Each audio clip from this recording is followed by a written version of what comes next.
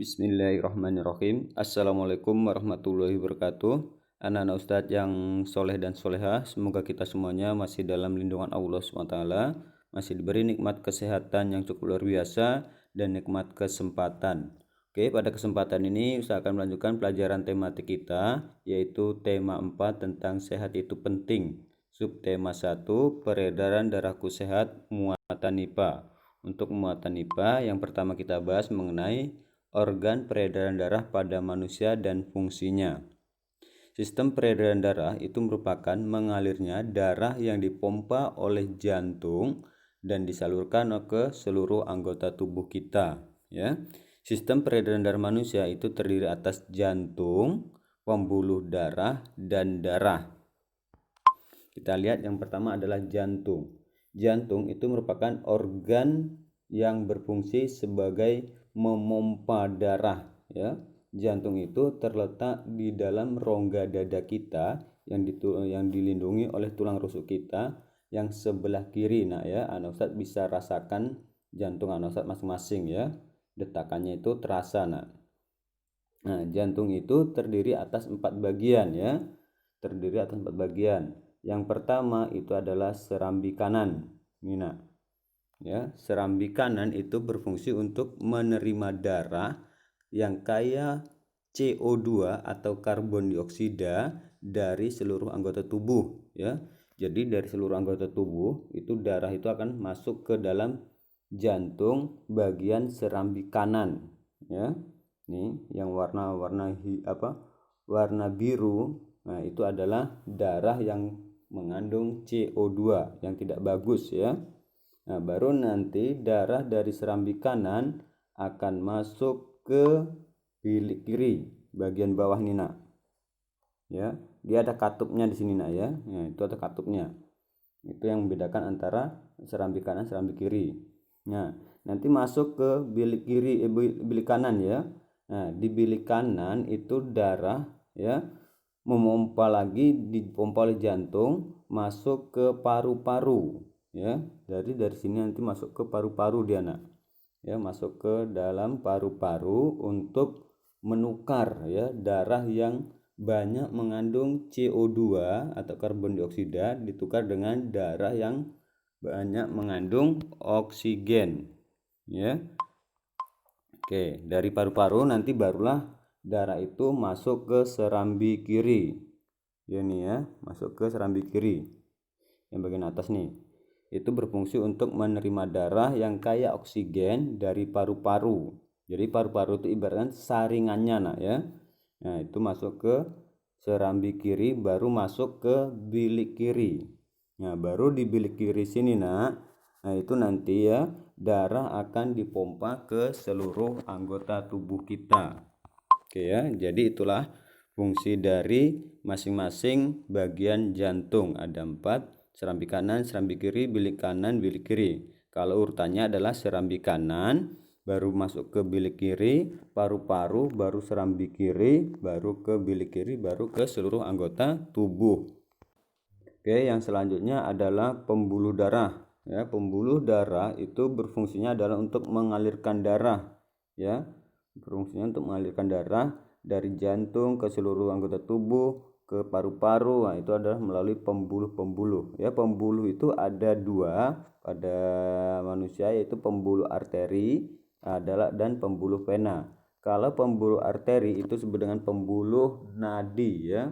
Pembuluh nadi yang bisa anak Ustaz rasakan denyutannya, nak. Pembuluh arteri itu adalah pembuluh yang membawa darah bersih, ya, darah yang mengandung oksigen. Sedangkan pembuluh vena adalah pembuluh darah yang tidak bagus, yang membawa karbon dioksida, ya. Kita lihat perbedaannya, nak, ya, perbedaan antara pembuluh nadi dan pembuluh vena.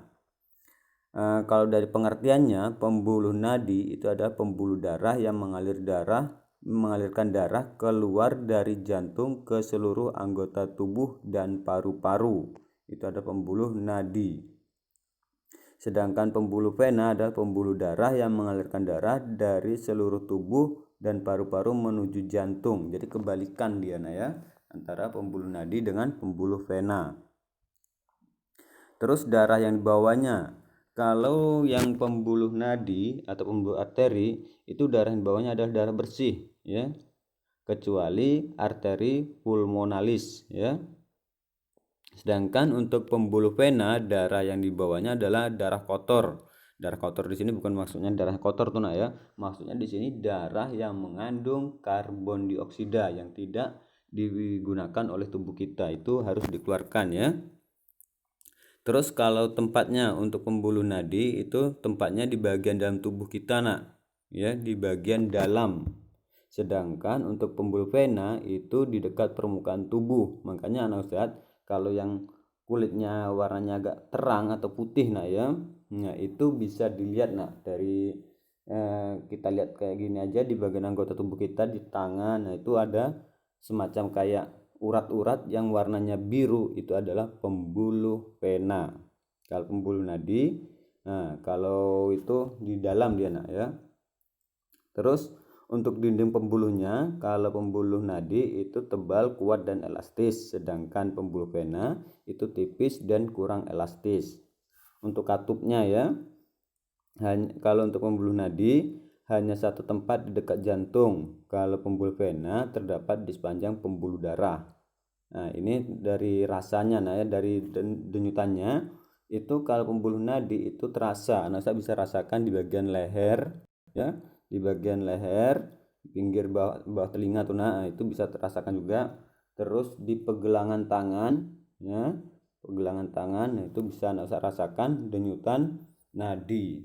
Biasanya kalau orang yang sudah meninggal, nah itu kalau ditekan di situ nah itu sudah tidak ada denyutannya, itu nandakan jantung sudah tidak bekerja lagi. Kalau pembuluh vena tidak terasa nak ya. Terus jika terluka ya, kalau sempatnya mentah kena pisau, kalau sempat terkena pembuluh nadi, nah itu darahnya sangat banyak keluarnya, sangat laju dia nak. Berbeda dengan pembuluh vena ya.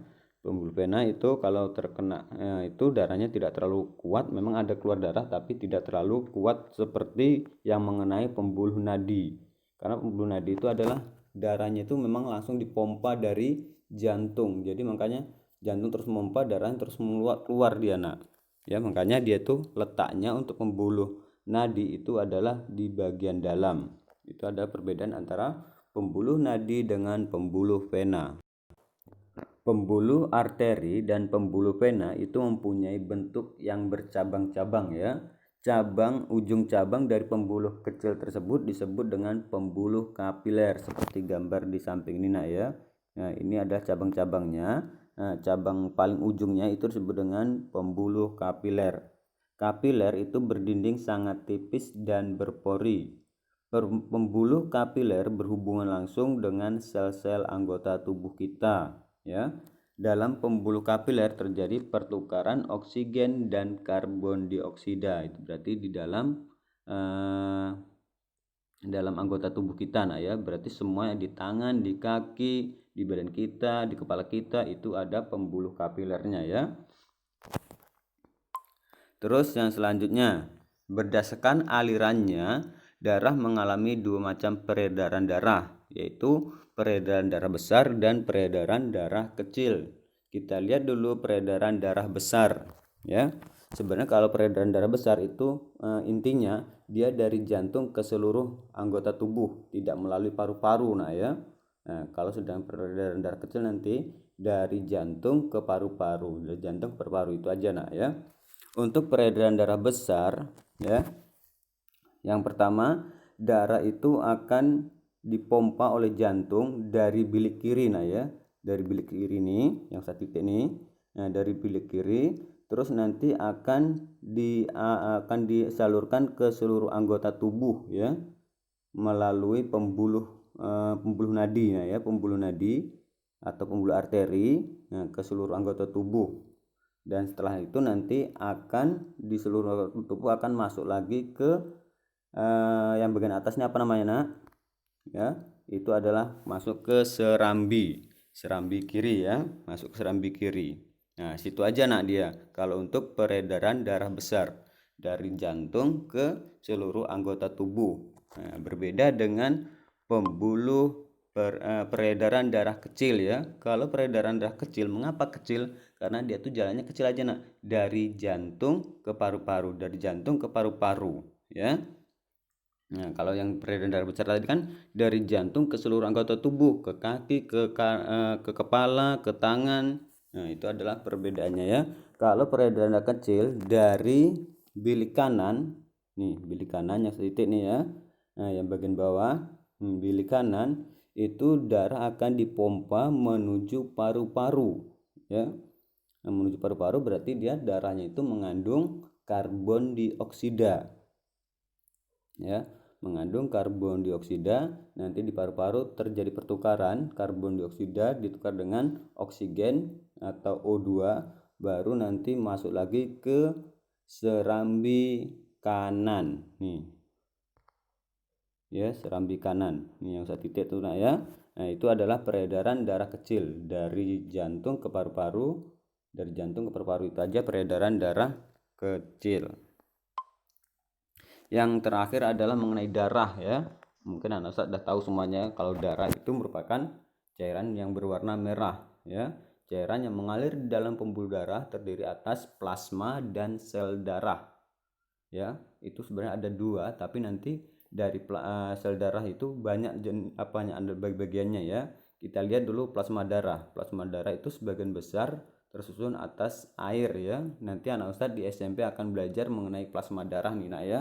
Langsung dipraktekkan kalau ada labnya. Plasma darah itu mengandung zat-zat hasil metabolisme yang sudah tidak berguna bagi tubuh ya.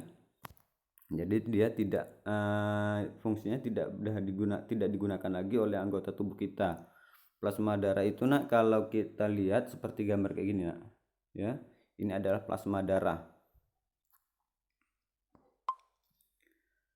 Nah, sel darah itu terdiri atas sel darah merah, itu disebut dengan eritrosit ya. Ini anaknya, lihat gambarnya ini yang berwarna merah itu disebut dengan eritrosit atau sel darah merah. Terus yang selanjutnya adalah sel darah putih nih yang besar nih.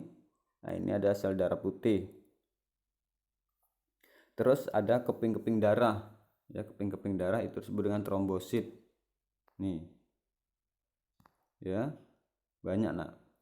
Nah, itu adalah trombosit. Jadi secara garis besar itu sel darah itu terbagi menjadi tiga, eritrosit, leukosit, dan trombosit. Anak harus dihafalkan tuh nah. Nanti di soal ujian biasanya itu tidak disebutkan sel darah merah gitu nah. Berarti menggunakan bahasa-bahasa biologi seperti eritrosit, leukosit, dan trombosit.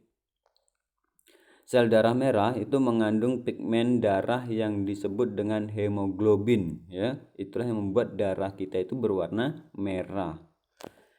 Zat dalam trombosit yang berperan dalam pembekuan darah disebut fibrinogen ya, trombosit. Nah, ini ya, itu berperan membekukan darah. Apa darah itu dibekukan? Nanti kalau darah itu tidak dibekukan nanti darah akan keluar terus nah ya. Nah, makanya kayak orang luka dalam membiru. Nah, itu apa? Darah itu membeku. Nah, kita lihat fungsi dari darah ya. Sel darah merah itu berfungsi mengangkut oksigen ke seluruh anggota tubuh kita. Itu yang berfungsi adalah sel darah merah. Mengapa? Karena dia mengandung oksigen disalurkan ke seluruh anggota tubuh kita. Terus sel darah putih itu fungsinya adalah membasmi kuman yang masuk ke dalam tubuh, yaitu fungsi sel darah putih. Terus plasma darah berfungsi mengedarkan zat makanan ke seluruh anggota tubuh kita. Terus yang terakhir adalah keping darah, berfungsi menutup luka. Jadi kalau kita luka, nanti kan setelah itu kalau kita tekan, nanti kalau lukanya nggak terlalu dalam, biasanya dia akan menutup sendiri. Siapa yang menutup? Itu adalah kerja dari keping-keping darah. Saling berikatan dia keping-keping darah. Nah, itu nanti sehingga darah itu tidak keluar lagi. Disaring oleh keping-keping darah. Oke nak ya, mungkin penjelasan cukup sekian dulu. Untuk tugas anak ustadz ada 5 tugas ini nak ya. Tolong kerjakan tugas ini dengan sebaik-baiknya. Jawabannya ada di penjelasan ustadz tadi. Oke, lebih dan kurang Ustaz mohon maaf. Ustaz akhiri dengan wabillahi taufiq wal hidayah. Wassalamualaikum warahmatullahi wabarakatuh.